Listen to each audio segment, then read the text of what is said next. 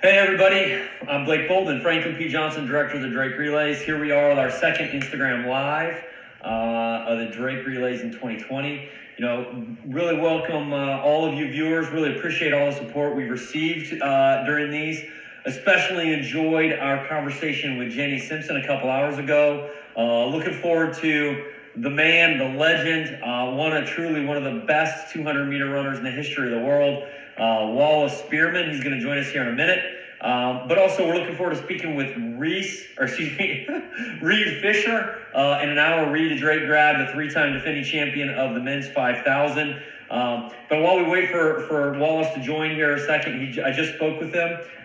He's going to be joining in a second.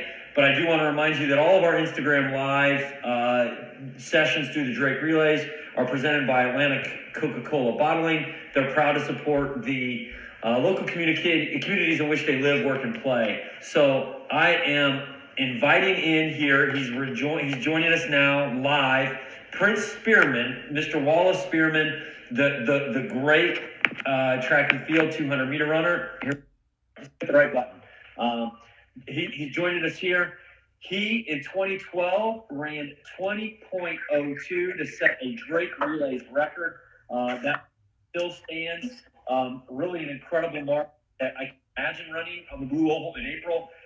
And that year, he of course went on and competed all the way through the Olympics in London and had an amazing season. Multi-time world champion, a legend in the welcome, man. But I just had this up. I had some notes here. I got before I introduce you all the way and welcome you. Did you know, man? You have run faster than 10 seconds. Everybody knows that. You've run 9.96. But in that 200, I was looking. You've run 19.90 or faster, 19.89 or faster 10 times. 1990. You were with us last year to 29 relays, and you were also a star in 29. A special guest at our slam dunk competition. So, ladies and gentlemen, welcome our friend Prince Wallace Spearman. How you doing, Wallace? Man, I'm good. Thanks for having me. I like what you got going on over there. You're the first person to say that. No, it's ugly. You're good. I like that head. Good, man. I appreciate it. Thank you. I was about to say, that dunk contest, that was something crazy. I don't know if you guys pay attention to that, but it was fun. It was fun. No, you and Larry came up from Fayetteville. That was cool. And the way you guys even shot some promo clips for us, I was actually thinking about it earlier today. What you said, oh yeah, we shot that video. I'm not going to make you do it. I'll try to do my best Wallace impression. All right, let me hear it. So Wallace says, at halftime, we're all going to see two other guys come out, jump as high as I can. Then you're going to see me jump as high as I want. And then got second in the dunk contest. Oh, we can't. It's not even fair when you bring Ricky off the roof. He's a high jumper for a job. Exactly. He's a painter by a job. That's what I learned about that, and our sport needs more of that. So, how you doing?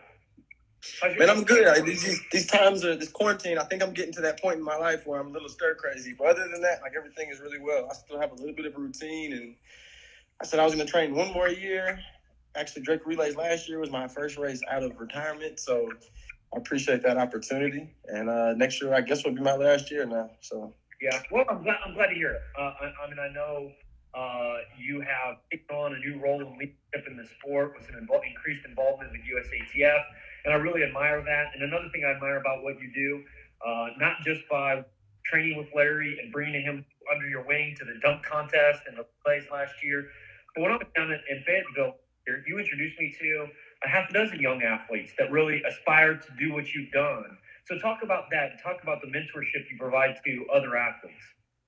I mean, it's just something I've always been passionate about, is giving back to the sport. Track has given me so much, but I have a group of athletes. There were 9 of them. We'll actually lose a few of them this year with the postponement of the game. But I work with them, and they're post-collegiate, so all professionals. And then I help out with the women's track and field team at Arkansas.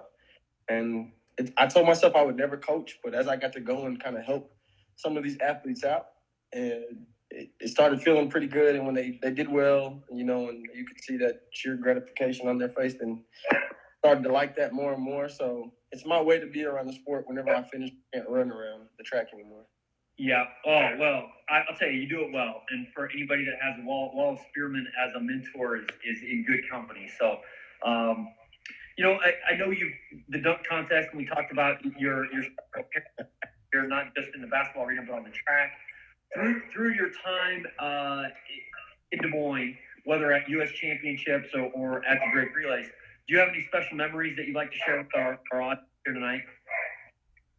I mean, look, my favorite time, well, I have two favorite moments. The first one being the time where I broke Michael Johnson's record, because for whatever reason, I watched him growing up. I want to break every record he has. That's just, that's what you're supposed to do, I feel like, as a young athlete coming into the sport. Yeah. But I'd say my favorite moment was in 2010 in the finals of the 200. And right before the race, I don't know why the announcer said it, but he said, this is when we had the Visa Championship Series. Says if Wallace Spearman runs 19.82 seconds or faster, he will win $25,000. And for whatever reason, like that, I never really get amped up about money. Like if there's a big crowd and it's good competition, that gets me fired up. If you tell me you can win, $10,000, I'm like, I can use it, but So for whatever reason, he said 25,000, and it was like a fire just went off and just got lit underneath me. And I actually won off the turn in the 200 and ran 19.7, but it was windy, so I didn't get the money. So I heard that story. I feel like I know you pretty well over the last year or two, and I appreciate all you do for us, but I hadn't heard that story before. Well, let me just kind of switching gears. That's a good memory. I do really appreciate that, and of course, I mean, and I'll respond to the Michael Johnson comment, because I grew up around here and remember watching Michael Johnson run. I mean, who couldn't? Like Bob Earhart, the relays director at the time. My memory of it is that now, our stadium, that street is closed. That used to be the stadium, but in 2006, we opened up the stadium. But back then in the 90s, that street was still open, that went just behind the scoreboard. And Michael Johnson dropped off at the entrance gate, the athlete gate, in a limo. To really build the hype, and because he'd done the Atlanta stuff, big deal. And then here you came to Drake, wiped it right off the board.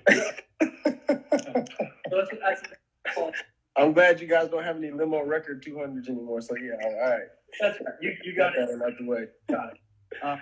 But so switching gears a little bit, I know, like I said, you do a lot to mentor young athletes, you do a lot to contribute to the sport. What advice do you give to those 21 or 22-year-old young student athletes as they're about to make that step into what would be a professional career? I'm about to say something people might not want to hear, but it's the truth right now. So unless you're highly sought after, and you would know, and you probably have already signed a deal already, if the NCAA is going to give you the opportunity to go back to school for one more year, I would take it right now. Yeah. A lot of these shoe companies have been really hurting because of social distancing, and they're losing a lot of money. So they're not really signing college athletes right now. Not even renegotiating with professional athletes who are current.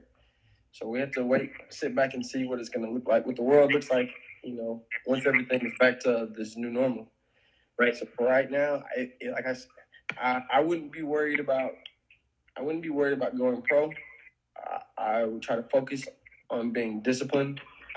You have to be diligent as ever, and just make sure that when the time comes and these races open up, you're ready to go. If you make the Olympic Games or make the Olympic team, once you get to the games, the money is there. You'll be fine. But don't let that be your sole motivation right now. Go out there and run for the love of sport and take care of your family and yourself the best way you can. And right now, personally, I feel like the best way you can is being in college for another year. Yeah, that's good advice. That's really good advice. Let me switch back to the more funny side. I know you, like I already said, you're one of the best and still engaged on every level. What are some of you told us your Des Moines memories and your Drake Relays memories. Do you have like a funny story or something that really like you remember internationally or domestically, like where you could our fans tonight? And also, while you think about it, I didn't mean to put you on the spot. When you think about it, I want to encourage. I see that a couple of we've had more than 100 people, close to 200 people join. But I will, if you've got a question for Prince Spearman here, the fastest man in the world just joined the room as well. So Mr. Wendell Wade just joined our room. That's a pretty big deal. Oh, all right. Nice shout out. So yeah, Wendell. Feel free to throw some questions up there. When you do, I'll pin it. I've seen a few people just saying hi. Wendell stepped into the room. That's great. So just welcoming the question. Wallace, do you have a funny story to share with us? Yeah. So one of my best friends on the circuit was Usain Bolt, and so I fell asleep at a Diamond League race, and about 15 minutes before the race, Bolt slaps me in my face to wake me up. Literally hard as he could, it slapped me, and I bruised a little bit, but woke up, warmed up 15 minutes, was definitely not warm enough, but when I ran 20:07 and Bolt ran 20:08, so I beat him in the race. I bet he regretted waking you up. Yeah, we still talk about that on occasion. So I don't have too many stories as of recent where I was beating him. Once he went Super Saiyan, it was over with. But that's still my buddy though. No, that's a good one. That's a good one. I can imagine that cost him a few bucks. Yeah, a little bit. Yeah. Oh, you know what? The question there. I will say, Wallace did just answer this question. It says, as a longtime former college athlete, what's your advice for collegiate years? I don't think he did just give a really eloquent answer. In summary, he said, do what's best for your family, work hard and stay consistent. So thanks for the question. Sorry to finish that answer. A good question here. I'll repin this one. So while see it, are you a child? If not, siblings also run. I have a little brother who ran track for Arkansas last year, and we're different. He's a football player. He's a football player.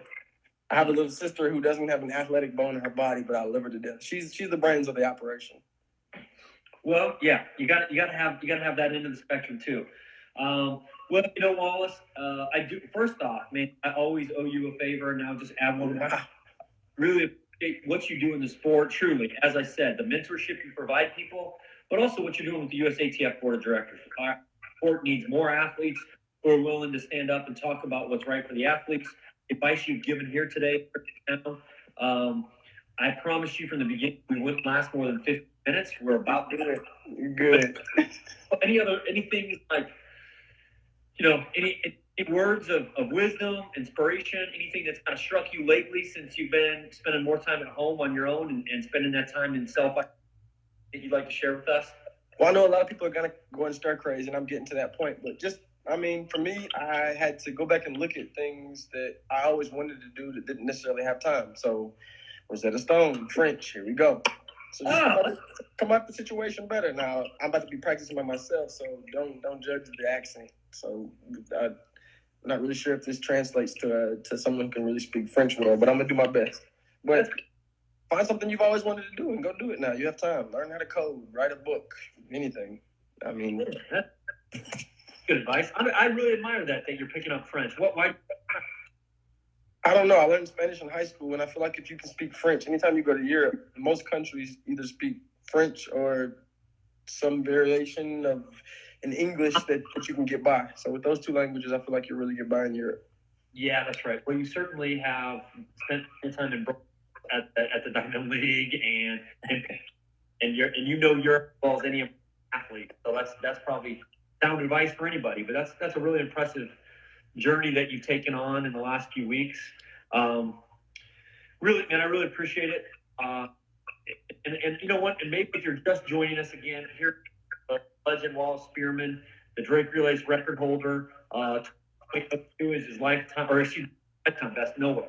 It's the Drake Relays record. He has run 19.8, 9 or faster 10 times in his lifetime best. Ran in that was at South Carolina, 1965. Yep. Yeah, a lot of good time. talked about Europe. We talked about we talked And my about favorite place to compete. Yeah, where's your favorite place? You know, South Korea, all the way to Europe, and everything in between. Favorite.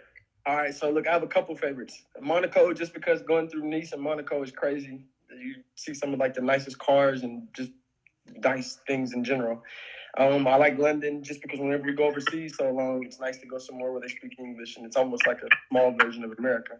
But then my favorite track would be Shanghai's track because it's connected to a hotel, so you can watch the competition from your hotel room. So you literally just open your blinds and you're looking at the track. So what I know is, so anybody listening, those were his favorite places to compete that aren't favorite. One. No, but that's great, man. To have that experience, really been blessed. And you know what I love here is you're getting some love from Jamaica. So if you're just Jamaica, you missed that question. The story about Usain Bolt slapping Wallace. That's a very abusive friend. Wait, say that again? I said Usain's a very abusive friend. Man, it's really good to see you. I'm glad to hear you're doing well. Really appreciate you sharing some time with us tonight. Maybe my last question. Knowing that you're the Drake Relays record holder of the 200, have a rich history, even recently coming and doing some basketball dunking and all that. Anything this weekend you're doing to commemorate the sport of track and field of the Drake Relays? You doing anything personally to just remember some times? Hey, look, I like to go back and watch old track videos, so I'll have to check that one out this weekend and maybe give it a repost on social media. Heck yeah. All right. That's great. In honor of. Yeah. We love it. We love it. We appreciate all you do, not just for us, but for. Thank you very much, Wallace. I'll look forward to catching up with you soon. And I know, and if you're also just joining us, you missed. Wallace has agreed he's going to keep discipline not only in the mentorship and some coaching he's doing, but he's going to return in 2021. And I hope we can get to host you in the Drake at the Drake future. Certainly, if not 2021. So, Wallace, always a pleasure. Great to see you. I'll look forward to catching up with you more soon. Peace and blessings. Y'all stay safe. See ya. I want to remind everybody else that's joined us here in about 40 minutes. Reed Fisher, a Drake grad, will be joining us.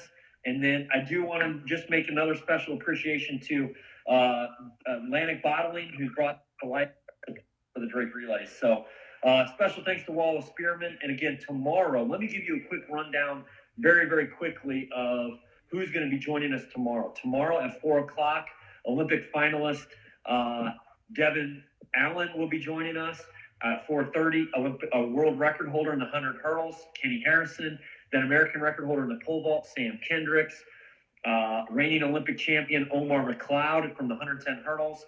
Recent American record holder in the 3,000 meters, Chris Schweitzer, here from Des Moines native. Sioux City native Shelby Houlihan will also be joining, another American record holder. And then Aries Merritt, the world record holder in the 110 hurdles. So tomorrow, we kicked it off today with Jenny Simpson and Wallace Spearman, amazing stars. Really thrilled to have them joining us live.